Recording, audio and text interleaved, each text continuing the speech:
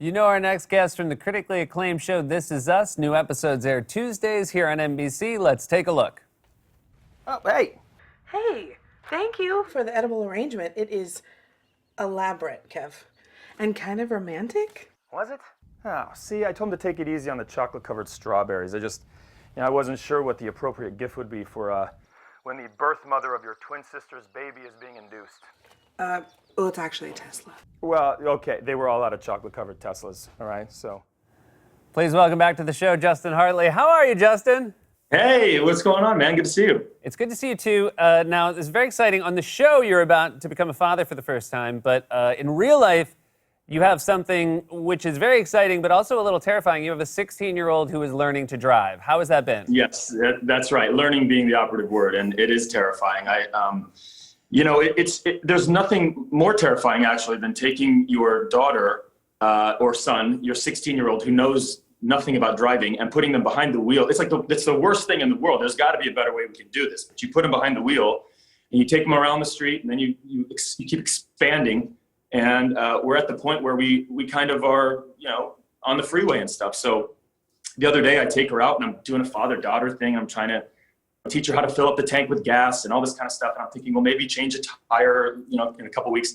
We fill up the tank and I'm getting, comfortable. And I go into the gas station and I have a sweet tooth. So I just stock up on gummy bears. And I'm in the car and she's driving and she's doing great. And I'm in the passenger seat. And I'm kind of feeling loose. And I open up the gummy bears. And as I'm eating them, I'm shoving them in my mouth and like a child. And I look up, and we are cruising through a four-way, a red light, and just reckless. She could not have cared less. And I just looked at her, and we pulled the car over, and then she realized what she did, and I just looked at her and I said, "That could have been my last gummy bear. You have to be more careful." And then so we were okay. My voice stayed, tried to stay calm and everything, because the last thing you want to do is start yelling. It just makes everything more tense. Well, I just do want you to know, I think it takes away a little of the edge of authority when you're, mowing down on a bag of gummy bears. Well, that's the as thing. an adult man. And I was like shoving gummy bears in my mouth. She's not really taking me seriously, probably. But we get home that night, and this was like the night before my birthday. I just celebrated a birthday, and it's raining in California. And I kind of look at my girlfriend, and it's late at night. I was like, let's swim. Why not? It's raining in California. It's kind of romantic. It's my birthday tomorrow. Let's go swimming. So we go swimming, we get in a hot tub, we're having a great time. It's like 3 a.m. And, we're ready to come inside. And as we're coming in, I had a sliding glass door that my daughter had locked when I was in the pool. So now it's raining and now I'm getting cold and I have to walk all the way to the front of the house. And we had just watched the documentary, The Night Stalker. But here I am at 3 a.m. knocking on my daughter's bedroom window, and she's probably, and I'm like, this is going to scar her for life. Of all the things. So she finally, the dog wakes up, she answers the front door. She opens the door and she looks at me and she goes, "Why are you here?" And it dawned on me, what she meant was, "I can't believe you're still here." And then I was replaying the events of the car, locking me out in the rain on my birthday. And I was like, my daughter and she's 16, she's trying to kill me. Yeah.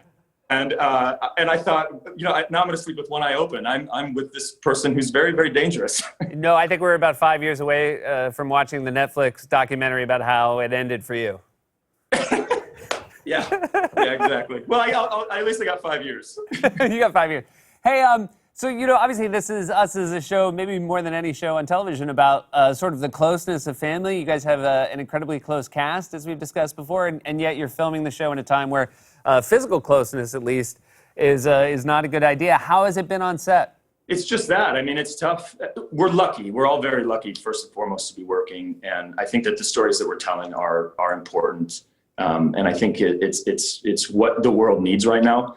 That said, it is different. It's difficult to be around people that you love and that you admire and that they're family. That's my family.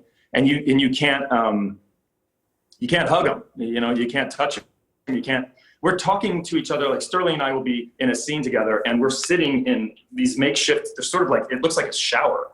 It's like plexiglass with a shower curtain and you're in a box. He's a foot away from me, but he's on the other side of the plexiglass. And so we're talking, through plexiglass. It's strange, but what's also interesting, Seth, is how quickly you get used to the new normal. and if you look at what's going on from a distance, you're like, wow, everybody's in a mask. It's not safe to be around people. I've been home since March. Haven't gone anywhere except to work. And when my daughter tries to kill me in the car. But you get used to it. It's so strange how, and that's the creepy part of it, I think, is that you start to get used to it. I don't know how to talk to people anymore. So I like turning into a caveman. Well, I feel like you've at least faked it very well today. It felt like the normal Thank Dustin. you. Hey, man, Yeah. thank you so much for making time. So excited to see new episodes, and it's always a pleasure. Thanks, man. Always good to see you.